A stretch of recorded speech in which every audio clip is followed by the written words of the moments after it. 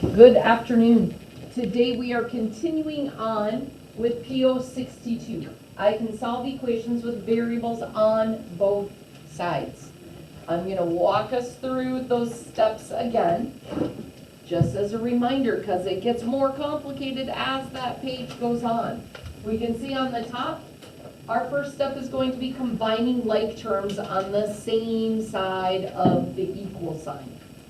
So that's your first step.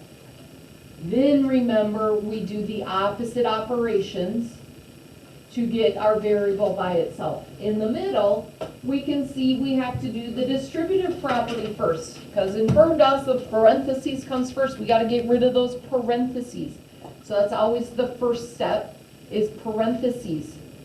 Then combining like terms.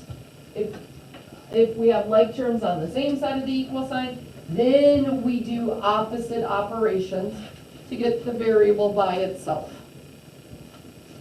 On the bottom, we can see it gets even more complicated.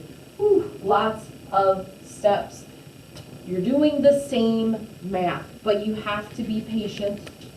You have to be diligent, and you have to go step by step to stop yourself from making those simple math mistakes. Okay? When we get complicated like this, we've got parentheses, we've got combining like terms on the same side, then we've got moving to opposite sides of the equal sign with opposite operations going down to what n equals. At the very bottom, we have review. Oh, goodness, friends, go back and actually review those objectives so you make sure that you are doing them correctly. Because now we're so busy working on multi-steps, we still have to remember that slope-intercept form. Can we say slope-intercept form together? Y equals mx plus b. Okay, gotta have that in our brains memorized from here on out. It will come back year after year. Multi-step equations comes back year after year. Super important stuff. So, I'm not going to do the super big one with us, but let's do this one together. Just so we can remember those step-by-steps, okay? Who can walk me through the first step? This one. Oh. I don't know why it just came out black. I guess. Interesting. Henry, what's my first step? Distributive property. Yeah, I gotta get rid of the parentheses with that distributive property. So I have to bring that -8 through. So what should that look like, Henry? You're multiplying, right? Yep. That'd be 64n minus 48 equals 6n, negative 6n minus 20. All right, thumbs up, thumbs down. As we go through this, did he do it correctly? I see lots of thumbs up. I see Emily with the thumbs down. Why thumbs down? Because if you multiply a negative and a negative is a positive. Oh. This is a -6. -8 times -6 is a plus 48. Good catch. Okay. It's those little mistakes that are tricking people up. We have to be careful. What's my next step? Elliot. Do I have like terms on the same side of the equal signs? No. So that's the first thing we do is the parentheses with the distributive property. Second step is, do I have like terms on the same side of the equal sign? I don't on this one. So I can go to the next step. Remember, this is when we want to get variable on one side, constant on the other. So how should I do that? Plus 22 So Elliot wants to move that 22 over to this side. So what does my new equation look like, Elliot? 64n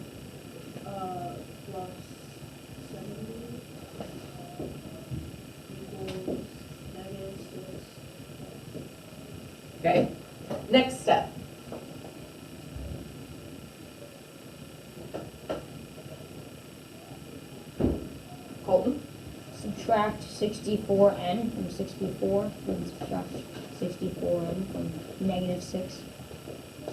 So this zeroes out, so what am I left with, Colton? 70 equals 82, negative 82. Wait, 6n minus 64n. 6n minus. Oh, 70n. Negative 70n. So we have to slow ourselves down when we're doing those subtractings. Okay, next step.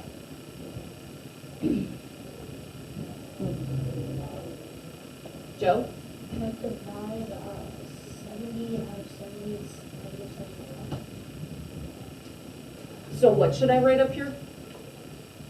70 divided by 70, and then negative 70 divided by 70.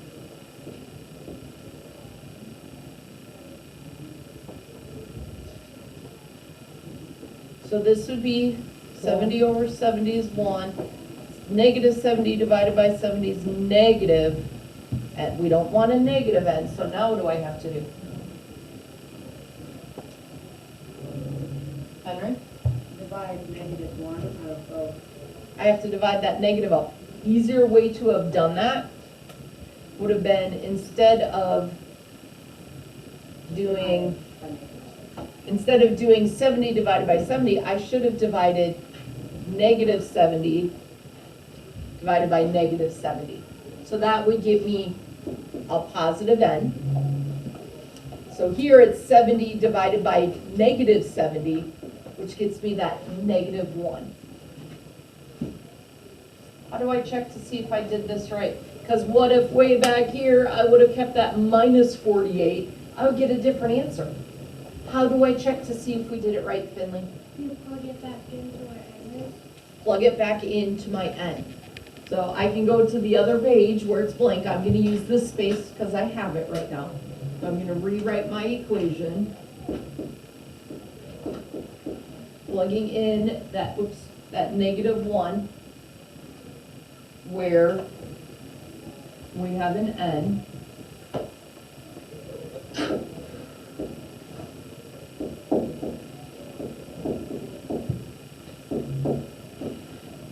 So I'm going to do inside the parentheses, negative 8 times negative 1 is 8 minus 6. That gets me a 2. So I have negative 8 times 2, because I've got the negative 8 outside here, gets me a negative 16. So now I'm going to do the other side of the equal sign. Negative 6 times negative 1 is a positive 6, minus my 22. 6 minus 22 is negative 16. Is it balanced out? Does negative 16 equal negative 16? Yeah. Yeah, it balances out. So I know that this is the correct answer. Is it a good idea to check your work? Yeah. Because we saw how easy it is to make that mistake. We had made a mistake right at the beginning. And we had put minus 48. And everybody said, thumbs up, yep, that's right. Except Emily caught it and said, oh, wait a minute. That's a negative times a negative, it should be plus 48. If we hadn't caught it, we would have a different answer and it would not balance out. We would have to go back and recheck our math right from the beginning and see where we made that mistake. Super important to go back and check your work, because it's super easy to make those little mistakes. Does anybody have any questions on our steps that we are doing? Step 1, distribute it to get rid of parentheses. Step 2, combine like terms on the same side. Same operation, same side. Then we move variables to one side of the equal sign, constant to the other side. If we're moving to the opposite side of the equal sign, we do opposite operations. And we solve with the opposite operations that we've been doing. Then check your work. Don't forget to review on the bottom. Actually go back to the slope-intercept forms. Make sure you are doing it correctly. If it's on here, it means we're going to see that again in the PAR review on our test. Okay, you need to remember how to do the slope-intercept form. Go slow. This isn't a rush to be done. There is no race. Details matter. Pay attention to them. When you're finished with it, if you want to come up and check with me on my book, hey, how'd I do? You can do that. Khan Academy, due tonight. Make sure you have last week's con done and this week's con done. Send me a message if you did last week's con, so I know to go check it. Math packets, get them to me by tomorrow and you'll be able to fix your mistakes. So work on those math packets. Bring it right up to me and I can correct it right now. Practice works for retakes. Bring them to me so I can correct it and get back to you. Okay. Remember, we will be finishing our map test on tomorrow in class. So if you want to review stuff to prepare for the rest of the map test, you can review your previous binders. All right. So this is math time. Let's really work on our math. The only people doing things other than math would be people who are all checked off with everything. And I'll want you to come check in with me before you do something different.